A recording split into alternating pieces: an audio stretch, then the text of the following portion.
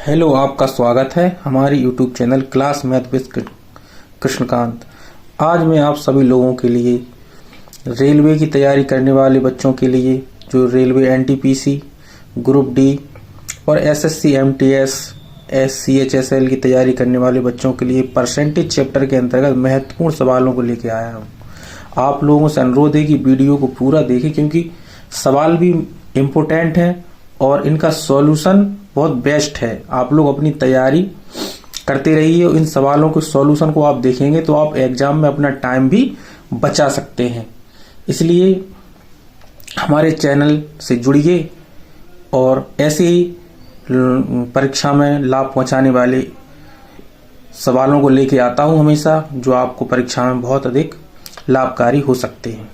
धन्यवाद। आगे आप सवालों को देखते हैं। आइए। गीता ने 30% अंक प्राप्त किए और 50 अंकों से अनुत्तीर्ण हो गई, जबकि 45% अंक प्राप्त करने वाले संदीप को परीक्षा उत्तीर्ण करने के लिए आवश्यक न्यूनतम अंक से 25 अंक ज्यादा मिले। 64% अंक प्राप्त करने वाले विमल को कितने अंक मिले? 64% की वैल्यू अपन लोगों को ज्ञात करनी है। सवाल में कहा जा रहा है कि 30% अंक प्राप्त किए जब गीता ने, तो 50 अंकों से अनुत्तीर्ण हो गई। तो इसका मतलब क्या होगा कि बीच में जब 0 थे तो 0 से 30% उसने प्राप्त किए, तो अनुत्तीर्ण कितने से हो गई? 50 से। यानी कि जो बीच में उत्तीर्णांक है जी, उत्तीर्णांक परसेंट, यानी कि बीच वाले पॉइंट से जी 50 अंक कम ला पाई। अगर 50 अंक इसको और मिल जाते तो जी उत्तीर्ण हो जाती। कौन? गीता। फिर इसके बाद कहा जा रहा है कि जो संदीप थे, संदीप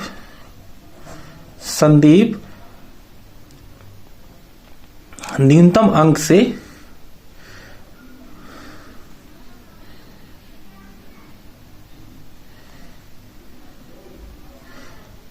45% अंक प्राप्त किए, जो न्यूनतम अंक से जे माइनस में हो गए और जे 25 अंक ज्यादा प्राप्त कर लिए। तो हम इनको आपस में घटा लेंगे और इनका अंतर कर लेंगे। 45 माइनस के 30, तो ये हो जाएगा 15%। 15% की वैल्यू है आपकी 50 माइनस के 50 प्लस के 30 का मतलब ये दोनों जुड़ जाएंगे, क्योंकि बीच की वैल्यू अपन को पता करना ना। तो दोनों जी जुड़ जाएंगे, तो ये हो जाएंगे 75। हाँ, तो 15% की वैल्यू 75 है और 64% की वैल्यू अपन को ज्ञात करनी है। तो ये 15% का 75 5 गुना है, तो अपनी जो वैल्यू आएगी वो भी 5 गुनी आएगी। यानी कि 5 चौको 20, 5 छका 30, 2 32, 320 अपना आंसर आ जाएगा। 320 अपना आंसर आ जाएगा। अगला सवाल देखते हैं। आइए परसेंटेज चैप्टर के महत्वपूर्ण सवालों को हल करते हैं। एक व्यक्ति अपने मासिक वेतन का 20% भोजन पर और शेष वेतन का 1/4 दान पर खर्च करता है। यदि वह प्रति माह 9,600 रुपए की बचत करता है, जो भोजन और दान पर खर्च करने के बाद शेष बची राशि के आधे के बराबर है, तो उसके मासिक वेतन की गणना कीजिए।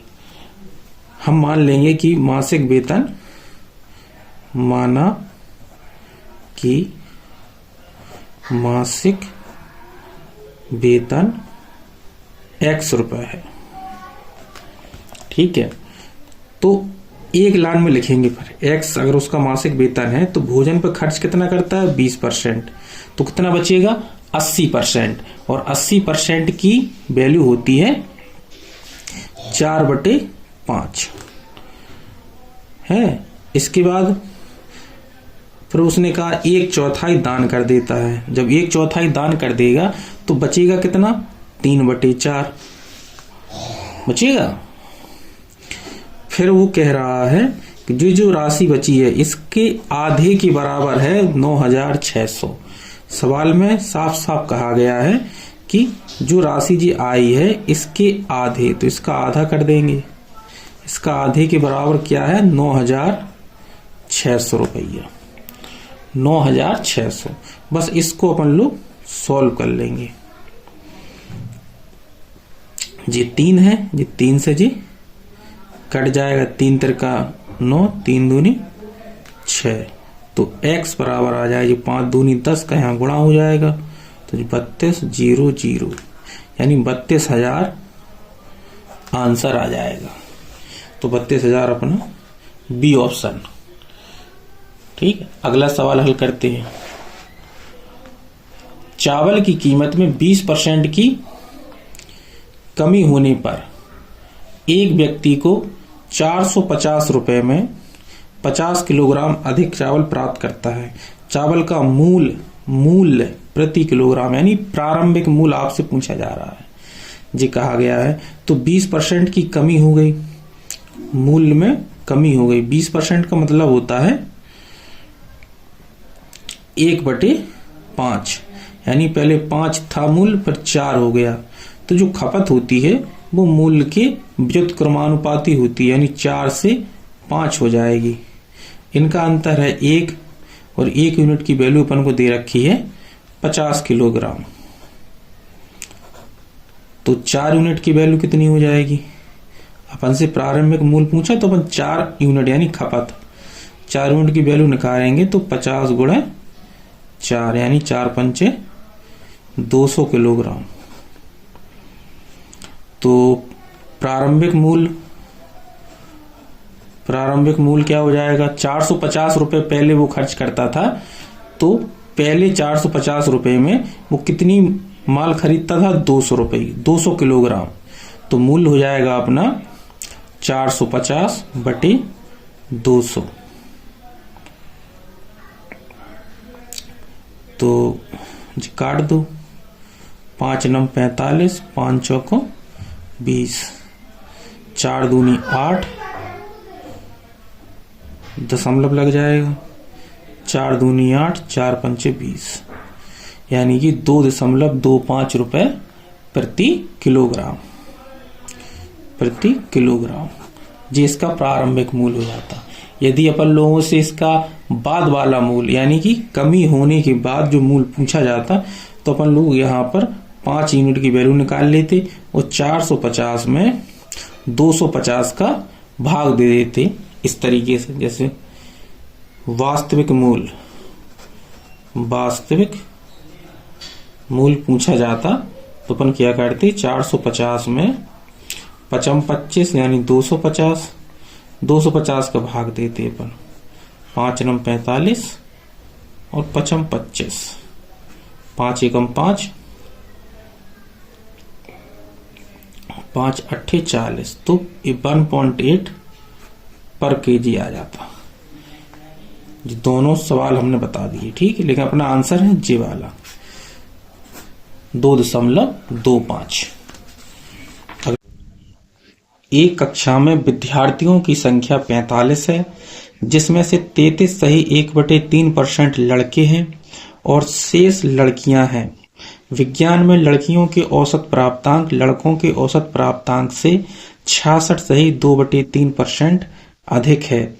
यदि सभी विद्यार्थियों के औसत प्राप्तांक 78 हैं, तो लड़कियों के औसत प्राप्तांक कितने होंगे? जब सवाल में टोटल की वैल्यू दे रखी हो और पार्टिकुलर अलग अलग, जैसे लड़कों की संख्या लड़कियों की संख्या दे रखी है, वो टोटल कितने अंक प्राप्त किए, तो उस जगह अपन लोग एलिगेशन मेथड का प्रयोग करते हैं। एलिगेशन मेथड में इधर बॉयज के प्राप्तांक हो जाएंगे, इधर गर्ल्स के प्राप्तांक हो जाएंगे, हैं, तो इधर आती है टोटल की वैल्यू। अब यहाँ परसेंटेज में दे रखी है बॉयज की, इधर आती है संख्या, तो यहाँ संख्या जो दे रखी है 33 सही 1/3% है लड़के, तो 33 सही 1/3% का मतलब होता है 1/3।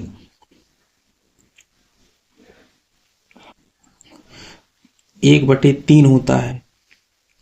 ठीक है, यदि लड़कों की संख्या 1/3 है तो लड़कियों की कितनी हो जाएगी, एक इससे घटा देंगे अपन शेष, तो ये हो जाएगी 2/3, 3 से 3 कट जाएगा, ये रेशियो हो जाएगा 1:2। अब यहाँ कहा जा रहा है कि 66.2/3% प्राप्तांक लड़कियों के अधिक हैं। तो लड़कियों की जब 66.2/3% का मतलब हुआ 2/3। अगर लड़कों को देखो, लड़कों से तुलना हो रही, तो लड़कों को अगर 3 अंक मिलते हैं तो लड़कियों को 5 मिलेंगे। इसका मतलब ये हुआ, तो लड़कियों को यदि 3x मिलते हैं तो लड़कों को कितने मिलेंगे, नहीं, लड़कों को यदि 3x मिलते हैं तो लड़कियों को 5x मिलेंगे प्राप्तांक। ठीक है, अब जब अपन इस चीज को हल करते हैं, जी बीच में है 78, टोटल 78 दे रखे हैं, तो इसको हल करते हैं तो अपन क्या करते हैं, इनका गुणा और इनको आपस में जोड़ देते हैं और भाग दे देते हैं। इस तरीके से देखना, ये 3x गुणे 1 प्लस के 5x गुणे 2 बटे 1 प्लस के 2 बराबर 78। ये आ जाएंगे 5 दूनी 10, 3 13x बटे 3 बराबर 78। ये 13 छंग 78, x बराबर 18। इसका मतलब क्या हो गया, अपन को लड़कियों के औसत प्राप्तांक निकालने हैं। लड़कियों के औसत प्राप्तांक कितने हैं, 5x, तो 5x गुणे 18 यानी 90 अपना आंसर हो जाएगा, 90 अपना आंसर आ जाएगा। ठीक है, अगला सवाल देखते हैं। एक आदमी अपनी आय का 72% खर्च करता है, यदि उसकी आय 28% बढ़ जाती है। 72% खर्च करता है, इनकम बराबर होता है एक्सपेंडिचर प्लस के सेविंग। इनकम अगर 72% खर्च करता है आय का, तो 72/100, तो 4 से इसको काटेंगे, 18 बार कट जाएगा, 18 चौको 72। ठीक है, ये 25 आ जाएगा। तो इसका मतलब क्या होगा कि इनकम यदि 25 है तो खर्चा 18 है, तो बचाता कितना होगा, 7 नहीं बचाता। अब वहां आगे कह रहा कि 28% बढ़ जाती आय, 28% बढ़ने का मतलब क्या होगा, 28/100, तो कितनी बढ़ जाएगी, 7 बढ़ जाएगी, 28/100। इसको इस तरीके से 25 गुणे 28/100, 25 चौको 100, 4 सत्ते 28, तो 7 इसमें जोड़ देंगे, तो ये हो जाएगी अपनी 32। इसी तरीके खर्चा 25% बढ़ जाता है, 25% का मतलब हुआ 1/4, तो 18 का 1/4 निकाल लेंगे अपन, तो 2 दूनी 4, 2 नम 18, ये आ जाएगा 4.5, तो इसमें प्लस 4.5 जोड़ देंगे अपन, तो ये आ जाएगा अपना 22.5। ठीक है, अब जब 32 में से 22.5 अपन घटा देंगे तो सेविंग आ जाएगी,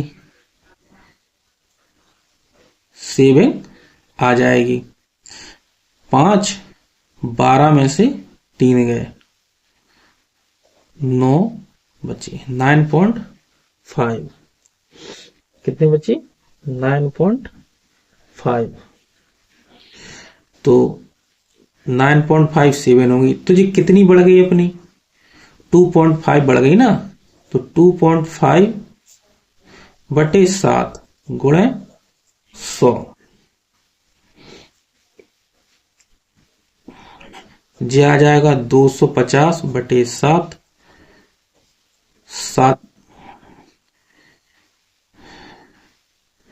7 या 21, 7 7 तिया 21, 4 बचे, 40 हो गए, 7 पना 35, 35 50 हो गए, 7 सत्ते 49, लगभग 35.7% की वृद्धि हो जाएगी। तो अपना आंसर बी आ जाएगा, अपना आंसर बी आ जाएगा। ठीक है, अगले सवाल पे देखते हैं।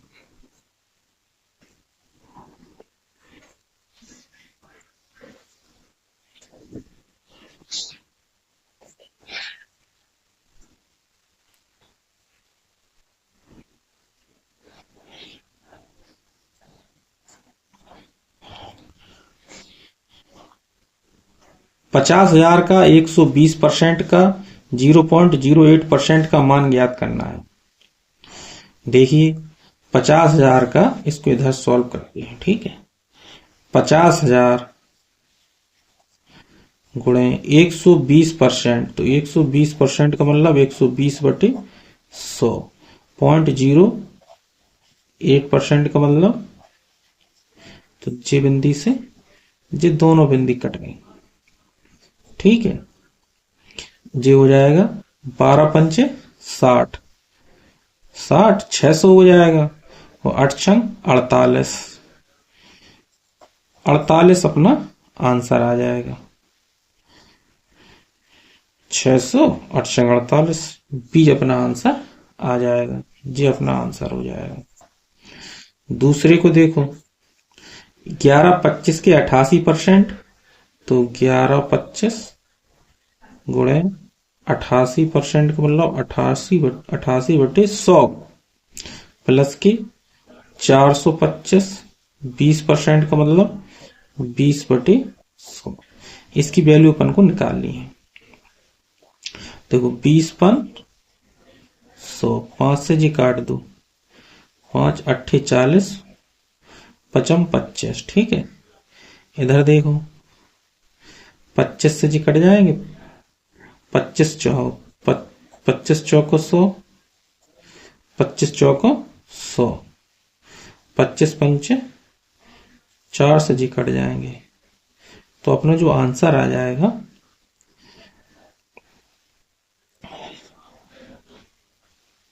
देखो 5 दूनी 10 और 5, लास्ट में 5 आएगा। ठीक है, दशमलव वाला तो अपना आंसर है नहीं, इनका गुणा कर लो।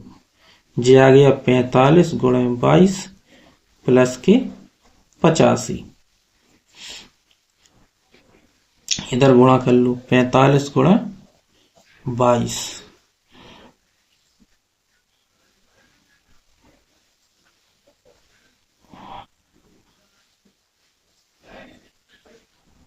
जे आ जाएगा 990 प्लस के 85, 5, जे अपना आंसर हो जाएगा सी, सी अपना आंसर हो जाएगा। तीसरा सवाल देखिए, इसी में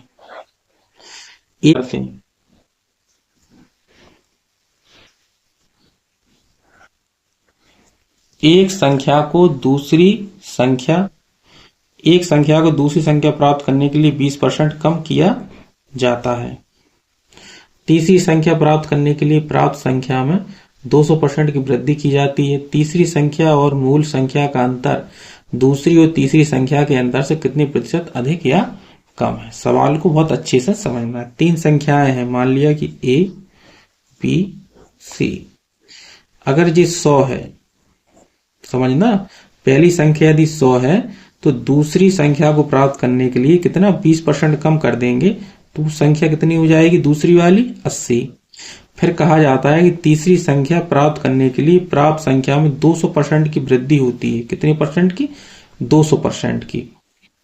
200% का मतलब क्या है, जो वैल्यू दे रखी है जे इसकी 2 गुनी हो जाएगी प्लस, तो जिस सी की वैल्यू हो जाएगी 80 प्लस के 160। ठीक है, तो हम कह सकते हैं 240। ठीक है, 200% की वृद्धि हो रही है ना, तो 200% बढ़ाएंगे कितने में, 80 में। अब सवाल में आगे कह रहे हैं तीसरी संख्या और मूल संख्या, तीसरी संख्या और मूल संख्या, तीसरी संख्या और मूल संख्या का अंतर। तो इनका अंतर कितना हो जाएगा 140। और दूसरी संख्या और तीसरी संख्या, दूसरी संख्या और तीसरी संख्या के अंतर, इनका अंतर कितना हो जाएगा 0। इनका और इनका अंतर 80 और 240 का। तो 240 में से 80 घटा देंगे अपन 160।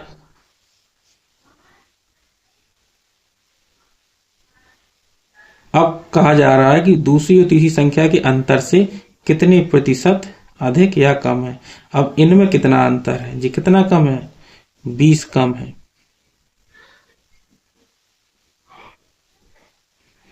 इससे कितना कम है 20 कम है। तो 20/160 जी निकालना है अपन को। जी हो जाएगा 8 बार चला जाएगा। तो जी आ जाएगी वैल्यू 12.5% की कमी। तो कमी 12.5 की कहाँ है, जी है, जी अपना आंसर आ जाएगा। ठीक है, अच्छा सवाल था, भाषा बहुत अच्छी थी इसमें, इसलिए इस सवाल को लिया है ताकि आप भाषा को अच्छी तरह वो जल्दी पढ़ना सीखें। दो संख्याओं का अंतर उनके योग का 15% है। दो संख्याओं का अंतर उनके योग का 15% है। यदि संख्याएं a और b हैं तो a माइनस के b, a प्लस b का कितना है 15% है, जी अपन से कहा जा रहा। तो a माइनस के b अपॉन a प्लस के b बराबर हो जाएगा 15/100। 5 × 15, 5 दूनी 10 यानी 3/20। अनुपात ज्ञात करना है अपन को, तो अपन इनका 20 का इसमें गुणा करेंगे और 3 का इसमें गुणा करेंगे। तो पहले a की वैल्यू लगानी 20a और 3a। तो 20a माइनस के 3a आएगा तो कितना आ जाएगा 17a। इसी प्रकार से 20b और प्लस के 3b जो आपस में जुड़ जाएंगे, जो आ जाएंगे 23b। तो a अपॉन b बराबर आ जाएगा 23/17।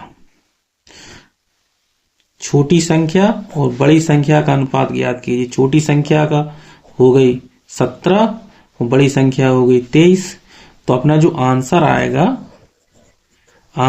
17/23। 17/23, 17/23 ये अपना आंसर हो जाएगा। ठीक है,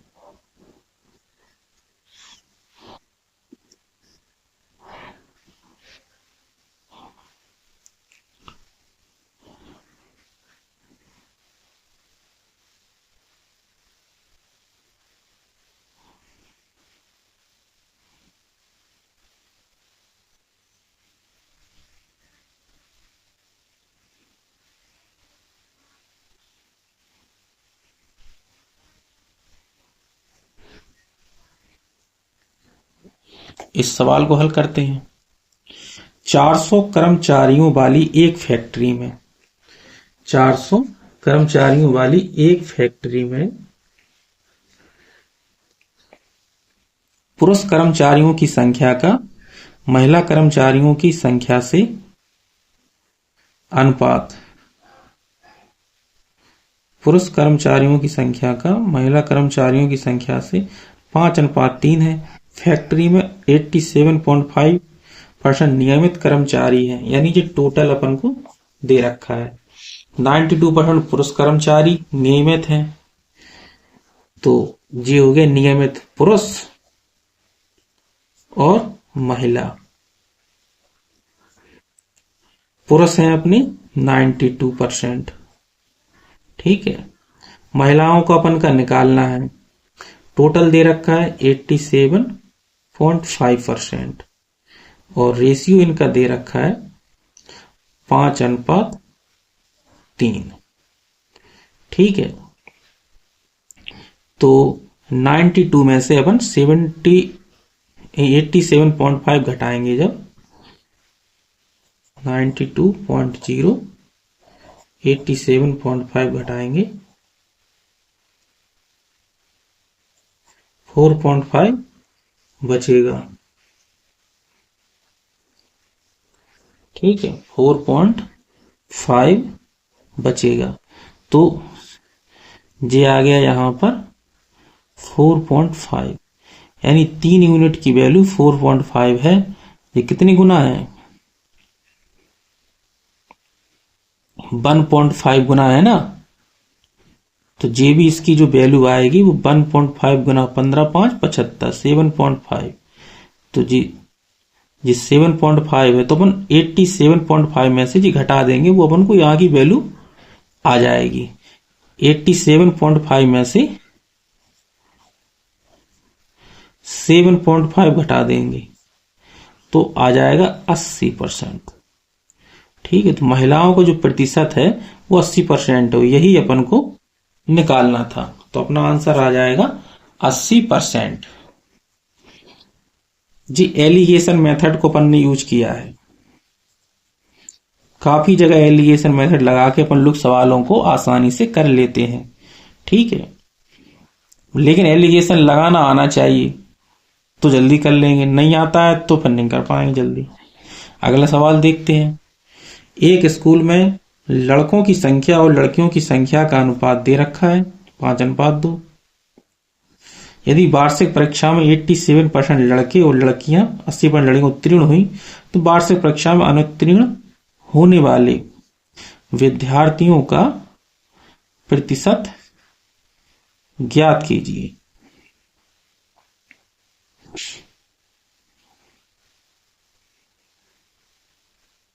तो अपन को अनुत्तीर्ण का प्रतिशत निकालना है, तो पहले अपन उत्तीर्ण का निकाल लेंगे। टोटल कितने बच्चे अपने होंगे, तो टोटल निकालने के लिए 87 ये है, 87 कैसे निकालेंगे अपन, देखना। देखो जे हो गया बॉयज, जे है गर्ल्स, जे 5 और 2, जे पास हो गए 87% और जे पास है 80%। ठीक है, जब हम टोटल का निकालते हैं तो क्या करते हैं, इनका गुणा कर लेंगे, इनका गुणा कर लेंगे। ठीक है, और यानी 5 गुणे 87 प्लस के 2 गुणे 80/7, इसको हल कर लेंगे, ये टोटल का निकल आएगा। ठीक है, अब इसको गुणा कर लो।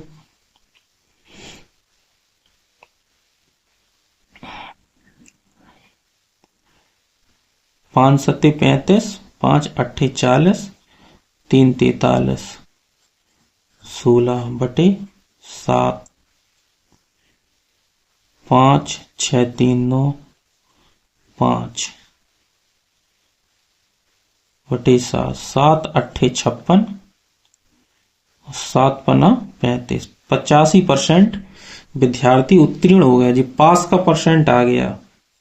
लेकिन अपन से पूछा जा रहा है फेल वाला, तो फेल जो हो जाएंगे वो 100 माइनस के 85, तो ये आ जाएगा 15%।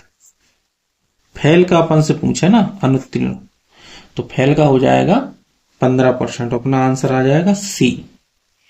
ठीक है, अगला सवाल हल करते हैं।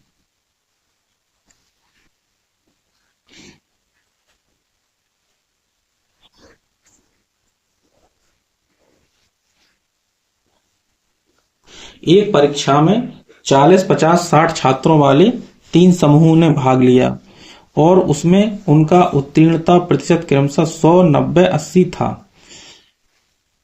3 समूह हैं जिसमें छात्र अलग अलग हैं। उन सभी समूहों के कुल छात्रों का उत्तीर्णता प्रतिशत निकाल लिए, यानी टोटल का अपन को जब निकालना है तो 3 समूह हैं ए बी सी, इसमें है 40, इसमें 50, इसमें 60। ठीक है, इसमें 100% पास हो गए, इसमें 90%, इसमें 80% पास हो गए। प्रतिशत में अपन को निकालना है, तो इनका पहले रेशियो निकाल लेंगे अपन। इनका रेशियो निकालेंगे तो जो बिंदी से जो बिंदी कट जाएगी। अब इनका कर लेंगे गुणा। ये आ जाएगा 400, 5 नम 45 और 8 छंग 48। इन सबको जोड़ लेंगे, ठीक है। तो टोटल परसेंट जो निकालना है अपन को कुल छात्रों का, कैसे निकलेगा? 400 प्लस के 450 प्लस के 480 बटे 4 प्लस के 5 प्लस के 6, ऐसे निकाल लेंगे। अब इनको जोड़ लो। 0 8 5 13, 5 4 9 4 13 बटे 9 6 15।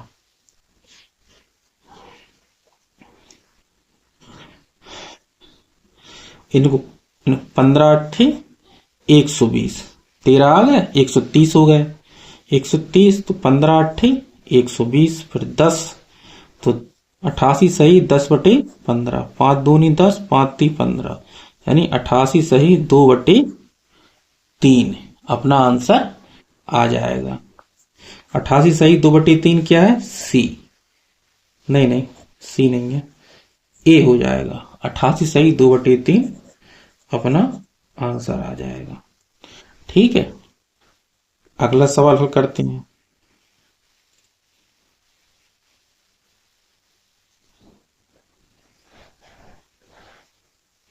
किसी परीक्षा में 73% उम्मीदवार मात्रात्मक परीक्षा में उत्तीर्ण हुए, 70% सामान्य ज्ञान में और 64% दोनों विषयों में उत्तीर्ण हुए। यदि 63 उम्मीदवार दोनों विषयों में असफल हुए हों तो बताइए कुल कितने परीक्षार्थी थे? टोटल का टोटल संख्या अपन को निकालनी है। अपन को 6300 उत्तीर्ण, 6300 जो उम्मीदवार हैं वो दोनों विषयों में असफल हुए, तो दोनों विषयों में फेल अपन को निकालना है। दोनों विषय में फेल स्टूडेंट, वो कैसे निकालेंगे अपन? वो निकालेंगे अपन 100 में से घटाएंगे। ये देखो पास वाले दिए ना अपन को, तो 100 माइनस के 100 माइनस के क्या कर देंगे अपन? 70 प्लस के 64, 70 नहीं 73 प्लस के 70 माइनस के 64, ऐसे कर देंगे इसको। ठीक है, तो 100 माइनस के, देखो जो 73 में 70,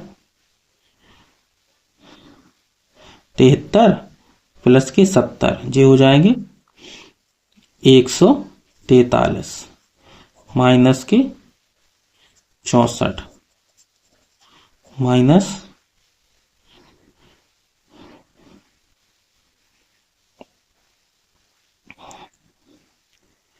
तो 13 में से 4 गए 9, 14 में से 7 गए 7 बची। ठीक है, 80% 79,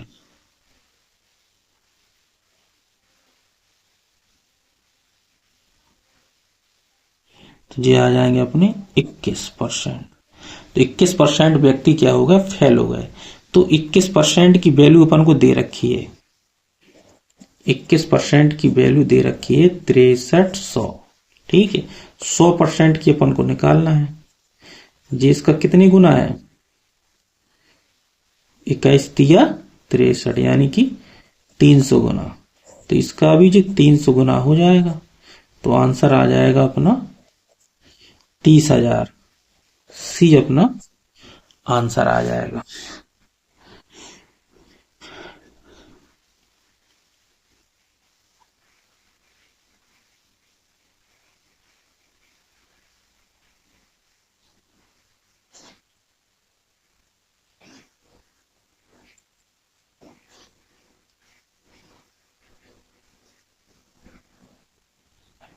इस सवाल को हल करते हैं।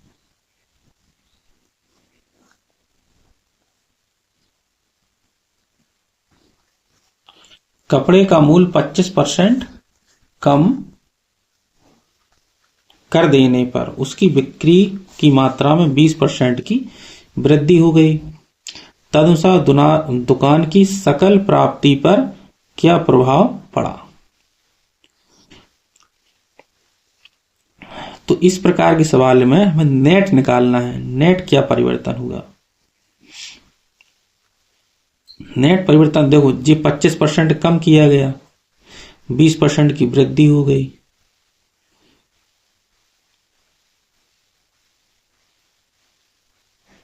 तो नेट निकालने के लिए अपन लोग नेट परसेंटेज निकालेंगे इसका। तो नेट परसेंट माइनस के 25 कमी है ना, प्लस के 20 और प्लस के -25 गुणे 20/100। तो 20/100 55/25 ये आ जाएगा -5 फिर -5 -10%। इसका 5 यानी कि 10% की कमी हो जाएगी। माइनस का चिन्ह जी दिखा रहा है कि कमी है। यहां पर कितने की कमी है, 10% की। तो अपना जी आंसर आ जाएगा डी, 10% का ह्रास या कमी। ठीक है।